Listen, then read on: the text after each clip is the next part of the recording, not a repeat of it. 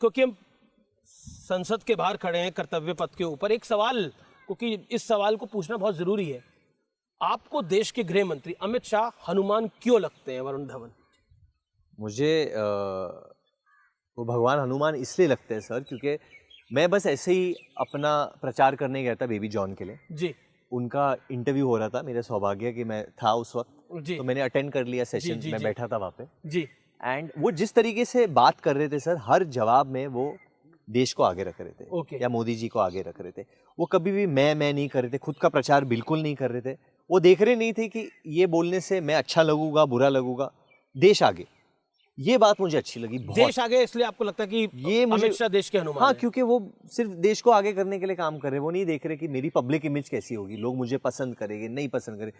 ही सिंग country अब first. इस आपके जवाब के बाद आपको लोग बोलेंगे कि देखिए ये भी सरकार के पक्ष की बात कर रहा है, संघी हो गया है, राइट विंग हो गया है, क्या कहना चाहेंगे? नहीं वो सर, क्रिटिक्स को क्या जवाब देना चाहेंगे? जिनको बोलना है बोलने तो सर, मैंने बहुत बार, मैं ज्यादा पॉलिटिकल इंसान हूँ नहीं सर, वो तो हो नहीं, लगते भी नहीं, मैं हुई नहीं, मैंने अनफिल्टर्ड हुआ। हाँ, मैं काफी चीजें जब मुझे अच्छी नहीं लगी मैंने निंदा भी की है उसके बारे में, और नॉर्मल नागरिक की तरह, नॉर्मल एक सबका युवा अधिकार है की भाई, तरह। देश में लोकतंत्र जब मैंने है। दिल्ली ये में लोकतंत्र का मंदिर है सामने, लोकतंत्र है इस देश के जब मैंने जी। दिल्ली में शूटिंग की थी, जब प्रदूषण बहुत ज्यादा हो गया था, मैंने बोला यार ये क्या हो रहा है, we should do, is there anything या व्हाटएवर। एक नागरिक को मैं ज्यादा कंप्लेन नहीं करता, बहुत डिफिकल्ट है देश चलाना।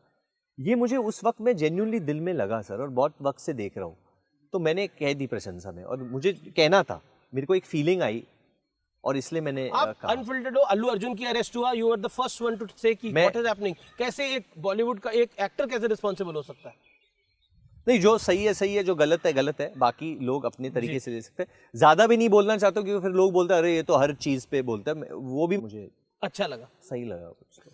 अगला पॉइंट, क्या आपको लगता है कि इस, क्योंकि मैं ये सवाल इसलिए पूछ रहा हूँ क्योंकि इस देश के लोकतंत्र डेमोक्रेसी को लेकर बड़े सारे क्वेश्चन मार्क होते हैं। आप क्या फील करते हो, व्हाट यू हैव टू से भारत के लोकतंत्र के ऊपर, भारत में जो स्वतंत्रता है, आज बोलने की आजादी है, उसके ऊपर आपका क्या विचार है? What is your take? Sir मैं बोलूंगा कि पॉलिटिक्स कभी आसान रहा नहीं है। मैं पॉलिटिक्स की हाँ, बारे में अच्छा, नहीं बात ठीक कर है, खाली रहा, लोकतंत्र मैं आपसे पूछ रहा हूँ कि डेमोक्रेसी के बारे में, इंडियन डेमोक्रेसी के बारे में, भारतीय लोकतंत्र के बारे में। है democracy, it is the largest democracy in the world sir. अगर हम दुनिया घूमेंगे, हम लोग हमेशा दूसरे देशों के बारे में बात करो, अमेरिका जाके देखो क्या हाल है, क्या हो रहा है वहाँ पे। जब पहली बार जब ट्रम्प पावर में आए थे और जब निकले थे, उसके बाद ट्रांजिशन क्या हुआ, क्या था वो देश में क्या हो रहा था, जो हम मानते कि सबसे आगे वाला देश है। चीन में क्या हो रहा है, हमको रहना है वैसे, जहाँ कुछ बोल ही नहीं सकते हो आप, सडनली आप एक जगह पे हो, सडनली आप गायब हो जाते हो। बिल्कुल सही बात बोल रहे हो आप। ये बात मैं बोल क्यों पा रहा हूँ, क्योंकि मैं भारत में खड़ा हूँ, इसलिए तो मुझे, वो भी भारतीय संसद के सामने, और मैं निडर बोल सकता हूँ यहाँ पे, इसलिए मैं बोल पा रहा हूँ क्योंकि मैं भारतीय हूँ जी, इसलिए बोल रहा हूँ, मेरे को कोई खौफ नहीं है। या जो वॉर चल रही है दूसरे देशों में, यूक्रेन और यूक्रेन में चल रही है, और भारत एक ऐसा देश है, इतना अच्छा देश है कि वो हमेशा सहायता करती है। अगर इजराइल और पैलेस्तीन के बीच में वॉर चल रही है तो हम मदद, फिर भी हम लोग मदद भेज रहे हैं, दोनों तरफ मदद कर रहे हैं ना हम लोग। तो इसके लिए जिगरा होने की जरूरत है, इसके लिए निडर होने की जरूरत है। और ये भारत की फिलॉसफी अभी से नहीं, हमेशा से रही है। अगर आप देखो, this is our country, this is India. तो लोग जो कहते हैं कि नहीं भारत बहुत बदल गया, ये हो गया, मुझे लगता नहीं है कि वो बदला है। वो एथॉस अभी भी ऐसा है, हमारी संस्कृति ऐसी है। एग्जैक्टली, हमारी संस्कृति ऐसी है। भगवान राम को ले लीजिए, वासुदेव कृष्ण को ले लीजिए, इंडियंस ऐसे हैं, इंडियंस ऐसे, वो हमेशा जो मतलब कभी कभी पॉलिटिकली चीज ऐसे हो जाती है, बट जो सही है मेरे को हमेशा लगती है कि हमारी जो भारतीय पार्टी है, जो हमारे जो देश को चलाते हैं, वो सही ही करेंगे। एक क्योंकि आप यंग जनरेशन के आइकॉन भी हो, मैं आपसे जानना चाहता हूँ, इंडियन कल्चर, भारतीय संस्कृति आपके लिए कितनी महत्वपूर्ण है? सर बहुत महत्वपूर्ण है। क्यों महत्वपूर्ण है? बचपन में समझ में नहीं आता, बचपन में वो it's cool, it's not cool, you know, we should not be like that. But जब आप थोड़े बड़े हो जाते हो, थोड़े मैच्योर हो जाते हो, तब आप जान पाते हो कि यार हमारे ग्रंथों में, हमारे भगवत गीता में हमें सिखाया गया है कि जिंदगी कैसे जी जाती है। जब आप किधर अटकते हो जिंदगी में, आप भगवत गीता कहीं भी खोल लो और पढ़ लो थोड़ा बहुत, आपको बताएगा कि आप जिंदगी कैसे जियो, ये प्रॉब्लम से आप कैसे निकलो। भगवत गीता आपने पढ़ी हुई है? पढ़ी हुई है। फॉलो करते हो? हाँ, फॉलो करता हूँ सर, क्योंकि और वो बचपन से मम्मी ने हमें सिखाया। ये बुक्स हमारे घर पे, वेदस, महाभारत, रामायण, वेदस, भगवत गीता, ये सिखाई गई है। बट जैसे मैंने बोला, एक कम उम्र में ये चीज़ें आपके पल्ले नहीं पड़ते, आप वेस्टर्न इन्फ्लुएंस के बजाय उधर चाहते हैं। बट उम्र के साथ मैं बहुत खिंच गया हूँ इसकी तरफ। और अभी इतनी उम्र आपकी फिर भी बहुत सीखने के लिए बाकी है। लेकिन अगर चलिए मैं दो नाम लेता हूँ आपके सामने, वासुदेव कृष्ण के जीवन से और प्रभु राम के जीवन से, आप अगर एक एक चीज पकड़ेंगे तो कौन सी है? सर ज़्यादा तो मैं अभी ये फ़िलहाल मैं आपको एक मस्ती वाली चीज़ बताता हूँ। जो मेरी नानी थी वो हमेशा कहती थी कि तुम्हारा जो नेचर है वो भगवान कृष्ण की तरह है। क्योंक't मैं सुबह जल्दी उठता था और बटर और चीज़ वो खा लेता था बचपन, तो माखन छोड़ो बुलाते थे मुझे। और राम जी के लिए सीखने के लिए, राम जी के लिए मेरे ज़िंदगी में राम मेरे बड़े भैया हैं जी। मैं मानता हूँ कि वो राम है, क्योंकि उनके जो रोहित, उनको बिल्कुल पसंद नहीं आएगा कि मैं ये कह रहा हूँ उनके बारे में, बट उनके जो कार्य है वो जिस तरीके से जीवन जी रहे, वो मेरे लिए राम है। तो कहते हैं ना कि अगर कोई समझता है उसके जीवन में कठिनाई है तो राम का जीवन जरा जी के देखे। और कहाँ राजा बनना था और कहाँ वनवास पे चले गए। वही कमाल की बात है। अब भगवान बुद्ध को देख लो, बिल्कुल भगवान बुद्ध को देख लो, उन्होंने क्या किया था। नहीं, I think every, for that matter sir, every religion कहीं ना कोई कुछ अच्छा ही सिखाना चाहती है। कोई बुरा नहीं सिखाना, कोई बुरा नहीं सिखाना चाहता है। वो हम लेते क्या है उससे, वो हमारे ऊपर। चलिए, अभी हम भारत की संस्कृति की बात कर रहे थे, प्रभु राम वासुदेव कृष्ण की बात कर रहे थे। राम और रावण की डेफिनेशन तो आपको समझ में आ गई होगी। बिल्कुल सर, वो तो मजा आया वो सुन के और जवाब मिलके। जी चलिए, मैं आगे बढ़ता हूं क्योंकि भारत की संस्कृति की बात हो रही है। तो एक बहुत आरोप लगता है फिल्म इंडस्ट्री की। चलो फिल्म इंडस्ट्री की बात कर ली तो मैं चश्मे पहन सकता हूं। हाँ, तो एक आरोप लगता है फिल्म इंडस्ट्री के ऊपर, और वो बहुत सारे लगते हैं, लेकिन एक सबसे बड़ा आरोप ये लगता है। और मैं आपको बोलूं, ये सवाल जब मैं पूछ रहा हूं आपसे तो मुझे बड़ी शाबाशी मिलेगी इस सवाल को पूछने की, कि फिल्म इंडस्ट्री भारतीय संस्कृति को खराब कर रही है, वायलेंस दिखा रही है। अब एनिमल मूवी आई, आपकी पिक्चर आई बदलापुर, मतलब सब बवाल है। बवाल भी वैसे आप ही की फिल्म है, और मतलब वायलेंस बहुत दिखा रही है। झगड़े, लड़ाई झगड़े, बंदूकें, गोलियां, खून खराबा, यही सब चल रहा है। सर ये एक तरीके से बहुत आसान है सिर्फ फिल्म इंडस्ट्री। मैं फिल्म इंडस्ट्री को डिफेंड करूँगा सर, मैं करूँगा, क्योंकि अच्छे लोग भी बहुत होते हैं, अच्छी चीज़ें भी बहुत बनती है। जब फिल्में बनती नहीं थी, जब केव मैन एरा था, स्टोन एज एरा था, तभी भी एक लाठी से दूसरे को मार देते तो मर्डर हो जाता था। ये जवाब मेरा भी नहीं है, किसी और का है, मैंने सुना ही है। तभी भी हिंसा होती थी, तभी भी जोर जबरदस्ती, अग्रेशन, ये सब तभी भी था। ये ह्यूमन नेचर है, इसे फिल्म इंडस्ट्री पे नहीं थोपना चाहिए। फिल्म इंडस्ट्री का एक इन्फ्लुएंस हो सकता है लोगों पे जी। ये मैं बिल्कुल मानने के लिए तैयार हूँ। बट जब हम लोग अच्छाई दिखाते हैं तो फिर वो महीने के लिए अच्छाई क्यों नहीं चलता है फिर?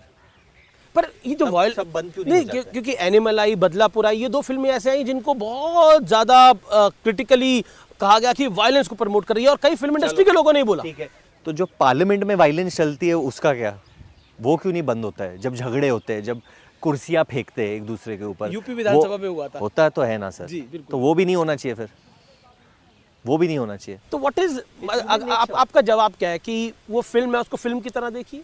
100 फिल्म को सिर्फ फिल्म की तरह देखिए सर, क्योंकि अगर हम लोग सिर्फ एंटरटेन करने के लिए ये कर रहे हैं और कुछ रीज़न के लिए नहीं कर रहे हैं, और एक सेंसर बोर्ड है सर, जब कोई चीज़ बहुत ज़्यादा हम लोग लिबर्टी ले लेते तो वो सेंसर रोक सकती है हमको, वो काट सकती है और काटते हैं जी। अच्छा काम। अच्छा, एक तो फिल्म में वायलेंस होती है, एक आप प्रमोशन में भी वायलेंस कर देते हैं। बवाल में आपने जानवी कपूर का कान काट दिया, अब उस पर आपके लोग पीछे पड़ गए, बोले देखिए ये फिल्म में भी वायलेंस करता है, यहाँ भी वायलेंस करता है। कान नहीं काटा था सर वो मैंने, वो ये लोग एक रील बना रहे थे, उसके लिए लोग को कुछ चाहिए था इमोट, तो ये लोग ने बोला करने के लिए, वही था। उसके बाद उसका वैसी स्क्रैच में वो एक इनको करना था, कुछ बनाना था, तो वो खाली उधर था, सजेस्टिव था सर, तो वो हो गया, वो वही पार्ट हो गया, जो फोटो थी वो नहीं हुई, वो हो जाता है सर, वो ठीक है। वो जैसे क्लिक बेट करके एक वर्ड है जो हम कोई शब्द यूज़ कर लेते हैं या कुछ, वो ज़्यादा वायरल हो जाता है, तो कई बार जब आप वो दिशा में कुछ दिखाने की कोशिश करते हो तो फिर आप फंस भी सकते हो जी। क्योंकि अब न्यूज़ 18 पर हैं और क्रिसमस न्यू ईयर आ रहा है। क्रिसमस पे बड़ा दिन होता है, इसको कहते हैं हिंदी में क्रिसमस को बड़ा दिन भी कहते हैं, और बड़ा दिन है, बड़ी फिल्में आती हैं और बड़े एक्टर की फिल्में आती हैं। शाहरुख खान की फिल्में आती रही हैं क्रिसमस के ऊपर, बड़े बड़े एक्टर्स की मतलब फिल्में आती रही हैं। अब वरुण धवन की भी फिल्म क्रिसमस पे आ रही है, तो माना जाए कि अब वरुण धवन भी जो है वो धीरे धीरे उस पायदान पे पहुंच रहे हैं, जहाँ पर ये सब है। सर संसद के बाहर आपने इंटरव्यू कर लिया मेरा, उससे बड़ा दिन हो ही नहीं सकता है मेरे लिए। जी। बट नहीं, क्रिसमस बहुत बड़ा डेट है और ये डेट पे पहले एक आमिर खान की फिल्म आने वाली थी, आमिर सर की फिल्म आने वाली थी। हाँ, आमिर खान की भी बहुत फिल्में आई बहुत हैं आने वाली थी और ये इस बार भी आने वाली थी। तो बिफोर दैट डेट काफ़ी we checked with each other and क्योंकि स्टूडियो एक था Jio studio, we had checked properly और फिर उस पता चला कि उस वक्त कुछ नहीं आ रहा है, तो दैट्स वाई हम लोग ने ये क्रिसमस वाला डेट लिया। अब जाके हमें ये डेट पे जाके अपने आप को साबित करना पड़ेगा कि हम वो बड़ी फिल्म है, हम लोगों का मनोरंजन देंगे उस दिन पे, क्योंकि पूरा हफ्ता वो पूरे 8-9 दिन बिल्कुल हॉलीडेज़ के चलते हैं। जी। तो जो ऑडियंस है हर कोई तो घूमने नहीं जाता है बाहर, काफ़ी लोग यहाँ पे रहते हैं, तो अधिकतर लोग यहीं रहते हैं, अधिकतर लोग यही रहते हैं, तो वो लोग जाके देखेंगे थिएटर थिएटर में। भी उनके लिए घूमने ही होता है। हाँ, एक आउटिंग ही होता है, एक फैंटास्टिकल वर्ल्ड भी होता है। जी। तो वही हम मनोरंजन करेंगे उनका 25 दिसंबर को। तो ये जो डेट है ये बहुत महत्वपूर्ण डेट है। ये फिल्म भी आपके लिए वाकई बहुत इम्पोर्टेंट फिल्म है आपके करियर के लिए। देखिए, हमने मूवीज़ में वायलेंस की बात करी, लेकिन वर्ल्ड के अंदर, दुनिया के अंदर बड़ा वायलेंस चल रहा है। जैसे अभी आपने थोड़ी देर पहले बात करी, युद्ध हो रहे हैं, इजराइल और पैलेस्टाइन लड़ रहे हैं, यूक्रेन और रशिया लड़ रहे हैं। क्या आप कहना चाहते हैं, क्योंकि ये तो युद्ध की धरती नहीं है, भारत तो बुद्ध की धरती है। इसलिए तो सबसे बेस्ट देश यही है ना सर, इसलिए सबसे बेस्ट देश यही है। हम लोग किसी के बीच में लड़ाई कराते नहीं, बल्कि हम लड़ाई सुलझाते हैं। तो आपको लग रहा है देश ठीक चल रहा है? सदन के बाहर, हम संसद के बाहर खड़े हैं, इधर नॉर्थ ब्लॉक है, उधर साउथ ब्लॉक है, कर्तव्य पथ है, देश ठीक देश चल रहा बहुत अच्छा चल रहा है। पोल्यूशन कम करना चाहिए है? हमें। आजकल तो थोड़ा कम हो हम गया। सबको इस पे बोलने, मैं एक्टर हूँ, लोगों को लगता है मैं बहुत अमीर हूँ, तो मैं ये बोल रहा तुम खुद गाड़ी में घूमते हो, तुम खुद एरोप्लेन में घूमते हो, करेक्ट बोलते हैं, हम खुद घूमते हैं। जिस दिन हम साइकिल पे घूमने लगे और जाने लगे सेट, फिर वो एक चीज़ हम दिखा सकते हैं कि हम वो रोक लेके आ रहे हैं उसकी वजह से। बट फॉर द दूसरी पीढ़ी, नेक्स्ट पीढ़ी के लिए तो करना ही पड़ेगा ये सब सर, चेंज, वो थोड़ा चेंज करना ही पड़ेगा। एक, क्योंकि हम बॉलीवुड की बात कर रहे थे, कंगना रनौत का एक इंटरव्यू मैंने किया, उन्होंने बोला कि बॉलीवुड में ना एक तरह से गैंग है, या तो वो आउटसाइडर्स को अपना गुलाम बनाना चाहते हैं या उन्हें मिटा देना चाहते हैं। क्या, what is your take on this? नहीं सर, उनके जो उनका जो या she is a new member of parliament and I believe she loves the country, I do believe that. मेरी जितनी भी इंटरेक्शंस हुई है कंगना के साथ, बहुत अर्ली ऑन लाइफ में हुई थी, मुझे वो बहुत इंटेलिजेंट लगती है। आई फील कि उनके करियर में ऐसे कुछ सिचुएशंस आई होगी वे मे बी जो लोग पावर में थे उस वक्त पे उनको प्रोटेक्ट नहीं किया, या they didn't stand up for her. पर बॉलीवुड में लॉबी होती है, I am just asking you, ये जो दर्शक देख रहे हैं इनको कुछ लॉबी है क्या? मतलब ग्रुपिज्म है, लॉबी नहीं, है? ग्रुपिज्म तो है जिसका वो जो लोग बोलते हैं कि ग्रुपिज्म है, उनकी भी ग्रुप्स होते हैं। बिल्कुल बिल्कुल, उनके भी तो ग्रुप्स होते हैं ना, वो भी तो अकेले बैठ के नहीं बोल रहे, वो लोग भी 4 लोग में बैठ के बोल रहे हैं कि ग्रुप्स। लॉबी भी है बॉलीवुड में। बट ग्रुप्स एक तरफा नहीं होता है। आप एक तरफा ग्रुप बोल के क्या कर रहे हो? जिस इंसान को आप बोल रहे हो कि ये सबसे, ये इसका ये ग्रुप, उसका तो ग्रुप की पिक्चरें चल ही नहीं रही है अभी, तो फिर तुम क्या, तो जो चीज़ तुम लड़ रहे थे अब तुम वही बन गए हो। Very true. मेरे हिसाब से जो इंसान पावर में है उसको फिर एक एग्जाम्पल सेट करना है कि आप कितने न्यू कमर्स के साथ काम करोगे, आप कितना नया टैलेंट अंदर लेकर आओ। Let's talk facts no then. आप कितने लोगों को लॉन्च कर रहे हो जो इंडस्ट्री के बाहर है? जैसे मैंने अक्टूबर पिक्चर की है, उसमें बनीता सांडू लॉन्च हुई थी, बिल्कुल नई हीरोइन। मैंने ABCD और स्ट्रीट डांसर की थी, उसमें 20 से 30 लोग नए लॉन्च हुए थे वो फिल्में। अभी इसकी बात तो कोई नहीं करता है कि यार ये नए लड़के लड़कियां लॉन्च हुए। Varun agreed to share screen space with them, give them a podium. ये तो आपके क्रेडिट में है कि आपने नए स्टार, जो आप खुद एस्टैब्लिश हो गए, तो आपने नए स्टार्स को आगे, बिल्कुल। मेरा जो डायरेक्टर, जो आपका नेचर देख के मैं समझा you love it also. हमटी Sharma जो है वो शशांक ने बनाई, उसकी पहली पिक्चर थी जी। मैंने जब ABCD 2 की थी, वो रेमो सर की सेकंड पिक्चर थी। मैंने जब जुग जुग की, वो राज की सेकंड पिक्चर। डेयरिंग तो घबराते नहीं हो आप? कलीस अभी जो पिक्चर कर रहा हूँ मैं, उसकी भी तो पहली पिक्चर है हिंदी में। एक बताइए, आप डेयरिंग हो, घबराते नहीं हो, ये अंदर से, ये बचपन से है या फिर अब आया है, या सक्सेसफुल होने के बाद आया है? नहीं, मैं यही कह रहा था कि जब आप कहीं ना कहीं आप एक मुकाम पे पहुंचते हो जहां आप चेंज लेके आ सकते हो, तो बात करने से क्या होगा, आप फैक्चुअली करो ना, फिर हमको करना पड़ेगा फिर। अच्छा, एक तो आप अनफिल्टर्ड हो, तो और दूसरा आप अनफिल्टर्ड हो, और दूसरा आप स्पष्टवादी बात कर, नया नाम दे दिया मुझे, आपने अटकाने वाले हो। नहीं, और अनफिल्टर्ड हो, और मीडिया भड़कने वाली, और बड़े स्पष्टवादी हो, मतलब you have a clarity of your thought, जो है ना वो है। तो कभी कभार इसकी वजह से कभी आप प्रॉब्लम में भी फंसे हो? बहुत ज्यादा कुछ कोई इनसाइट बताना चाहते हो? बहुत ज्यादा बोल देता हूँ, किसी प्रोड्यूसर को मिलके बोल देता हूँ ये गलत कर रहे हो आप। तो बाहर कर देता होगा आपको फिल्म से, बोले भैया थैंक यू तुम निकलो पहले तो, हुआ ऐसा? हुआ है, डांट पड़ी है, ऊपर तक से डांट पड़ी है। न्यू कमर्स के सब जब काम करता हूँ तो चैनल वाले बोलते कि यार इनको मत लेके आओ तुम प्रचार के लिए, इनकी ज़रूरत नहीं है। तो मैं बोलता ये नहीं आएंगे तो मैं नहीं आऊँगा।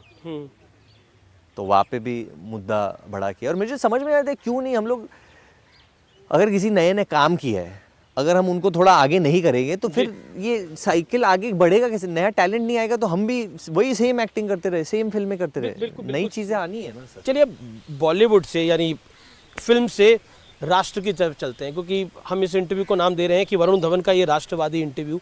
आपके लिए भारत एज अ राष्ट्र क्या है? आप इसको कैसे डिफाइन करेंगे अपने तरीके से? दुनिया का सबसे बड़ा लोकतंत्र है। It's a spiritual country. Bharat एक बहुत सुंदर बात आपने बोली, इट्स अ स्पिरिचुअल कंट्री। तभी शायद भारत जो है, दुनिया के कई मुल्क हिल गए, खत्म हो गए, समाप्त हो गए। यही और हमें इसी वजह से भारत का मुकाम अभी तक है। हमें ही रास्ता आगे दिखाना है। You believe it? हमें ही रास्ता आगे दिखाना है। हमें पशु पक्षी जितने भी जानवर हैं, हमें थोड़ा सा उनकी तरफ भी प्यार दिखाना है जी। हमें जो अच्छे मुकाम पे है, जैसे मैंने कहा, उनको रास्ता, उनको we have to bridge the gap between rich and poor basically, in few words. ये मेरे को जब बचपन में था, ये सोशल साइंस या मॉरल साइंस करके सब्जेक्ट था, ये तब से सिखाया जा रहा है कि the gap between rich and poor वो कम करना है, वो कम करना है, वो कम करना है। वो जब कम होगा ना तो सब ऑलरेडी बेटर होने लगेगा। वरुण भाई एक बात बताइए। हाँ जी सर। आपकी फिल्मों के इतने सारे डायलॉग हैं, कौन से 2-3 डायलॉग हैं जो आपको बहुत पसंद है? गाने तो आपके बड़े सारे मुझे भी याद है। नहीं, डायलॉग अभी यही फिल्म में एक डायलॉग है जो बहुत दिल से निकलती है मेरे लिए। मैं कैमरा में बोल दूंगा, अबा छू के दिखा मेरी बेटी को। मेरे जैसे बहुत आए होंगे लेकिन मैं पहली बार आया हूँ। ये बात तो सही है आपकी कि आपके जैसे कई आए होंगे लेकिन आप पहली बार आए हो। एक बात बताओ, पॉलिटिक्स और बॉलीवुड में, हाँ जी, और फिल्म्स में कोई ऐसी कनेक्टिंग लाइन है जो आपको दिखती है? बहुत दिखती है सर। कितने एक्टर्स नहीं वो नेता बने, लेकिन मैं बात कर रहा हूँ काम के अंदर, क्योंकि सबको पब्लिक के बीच में जाना है, नेताओं को पब्लिक के बीच में जाना है, अभिनेताओं को पब्लिक के बीच में जाना है। आपकी बात नहीं, इसलिए मैं बोल रहा हूँ कि उनको वोट चाहिए, आपको बॉक्स ऑफिस कलेक्शन चाहिए। वो भी प्रचार करते हैं, हम भी प्रचार करते हैं, वो बात तो सही है बिल्कुल। आपको भी ऑडियंस की दर पे जाना पड़ता है, उनको भी जनता की दर पे जाना पड़ता है। सर दिल्ली में तो यही सबसे बड़े स्टार्स हैं, ये तो पता चल गया है, ये तो दिख रहा है मुझे। एंड ये लोग देश चलाते हैं, but I don't know, I feel their job is more stressful sir, any day. आप लोगों की थोड़ी चिल्ड आउट है। इनसे मतलब ये लोग क्या तो देश चला रहे हैं। 3-4 घंटे सो रहे हैं, हम लोग शायद 6 घंटे सो रहे हैं, ऐसे डबल 3 घंटे भी सो रहे हैं, पता नहीं। लोग हमेशा अवेक ही होते हैं लोग, कभी भी देखो तो इधर से उधर। मैं पूछूंगा अगली बार मोदी जी का इंटरव्यू करूंगा या अमित शाह का करूंगा या किसी विपक्ष के नेता का करूंगा तो पूछ लूंगा, अखिलेश यादव का करूंगा तो पूछ लूंगा कितने घंटे सोते। मैं पूछूंगा और आपका नाम लेके पूछूंगा। मैं कहा मेरे से वरुण धवन पूछ रहे थे मेरे इंटरव्यू में। फेवरेट क्वेश्चन है।